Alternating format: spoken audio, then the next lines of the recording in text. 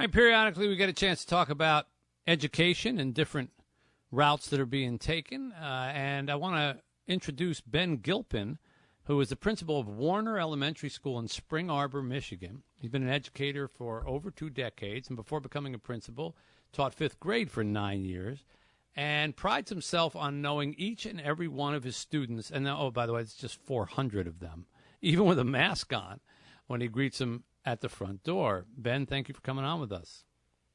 Well, thank you, Mitch. It's an honor to be on, and a longtime fan, so this is great. Thank you. Memorizing 400 of anything is pretty darn tough.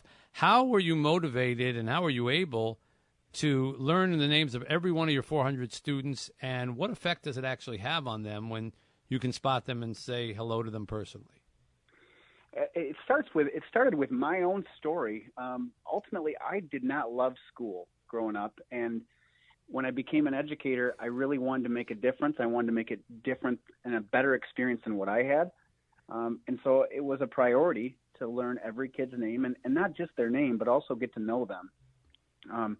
And seeing kids as they walk in each day and being able to call them out by name, being able to give them a nickname, a fist bump, and just to watch the eyes, just to see them get excited for the school day, it really means a lot. And I feel like it sets the tone for the beginning of a positive day. I want to remind people this segment sponsored by our Inner Circle sponsor, Michigan Virtual. Did you go home like with 400 pictures and just start testing yourself? Billy, Jane, Dwan, Charles. No, I got that wrong. People, it's not Charles. Some people actually ask me that question. The thing is, every single day is practice.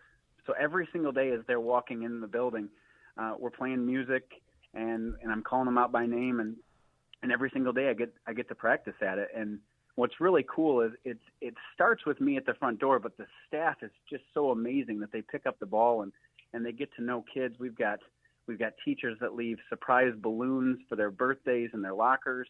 We got check-ins that happen all morning long just to make sure that we're setting that positive tone right from the first minute. Now, in addition to knowing everybody's names, your policy as an educator, and I say you were a teacher before you were a principal, you believe that kids should have choices as to how they demonstrate their learning. Now, that sounds to the first blush like, well, wait a minute, how can you have a choice as to what kind of work you want to do? Either you learn it or you don't. But you maintain that there are a lot of different ways to learn it and turn it in. Give us some examples of that. Well, some examples, really, it comes down to motivation. When you find out what motivates a child, you're going to get a whole lot more out of them. And I say child, I think it actually applies to human beings. When you find those motivators, they're definitely more willing and able to put forth a better effort.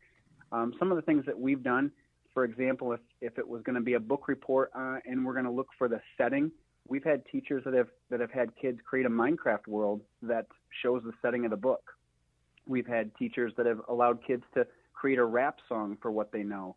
We have teachers that create dioramas so that kids can use their art skills. And so it's really showing the kids that we value what they bring to the table, that we want to see how they know the information. And then it even grows from that, where kids are able to really show off their passion. So not just the knowledge that they know, but also the passion that goes behind it. We had a student this year that did a report on manatees and ended up writing this really long post out to SeaWorld trying to get more support for the manatees. And that was all student driven. And I just applaud the student for having the wherewithal to kind of pick up their own learning and go with it. For a minute there, I thought you were going to say, and he was so motivated, he brought a manatee into class with him in the car. It was amazing.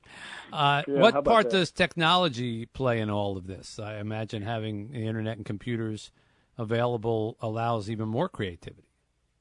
It does. We try really hard to find a balance, but we also know that students now are very different than you and I. They're digital natives. They've grown up with the technology. They're very comfortable with the technology. And so it really comes down to a mindset of we want kids to feel empowered by the technology. We want them to not look at it as a digital worksheet rather than can they become a developer or a creator with that technology. And that does take time, especially when you're working with elementary kids. And I applaud my staff, because what they do with this is they allow kids to take risks and fail and then learn from those things and then take it even further, it's a beautiful thing to see. Ben, you're doing a great job, and if I were a kid, I'd certainly want to go to your school in Spring Arbor. So thanks for spending a little time with us. I appreciate it. We'd love to have you. Well, I could always use a refresher course on second grade. Ben Gilpin, principal of Warner Elementary School in Spring Arbor, Michigan.